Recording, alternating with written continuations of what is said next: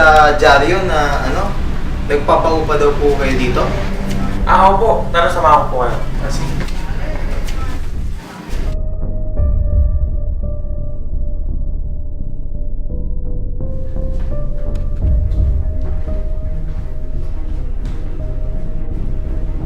Sir, pasensya na po kayo. Medyo makalat. Dati po kasi itong bodega. hindi. Okay lang, okay lang. Ako lang naman yung titira dito. Di okay po sir. Pakita ko na rin po sa inyo siya. Sige, sige.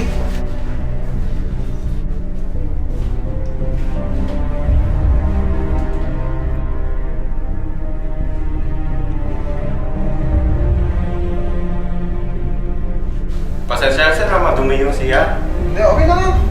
Sir, may patakaran po pala kami dito. Hanggang alas 3 lang ang hapon yung tubig. So, mag-ipon-ipon na lang po kayo. Sige, sige. Buti nasabi nyo. Sir, ganito na, ganito. So, ganito sir. 1.5 po yung upa namin dito. Sa inyo po yung tubig, sa inyo po yung kuryente. Sige, sige. Okay na nga yun. Ang laki na nga nito para sa akin eh. Sige boss, kung ano mag-aayos naman ako ng gamit ko. Sige sir, maraming salamat. Sige, thank you boss!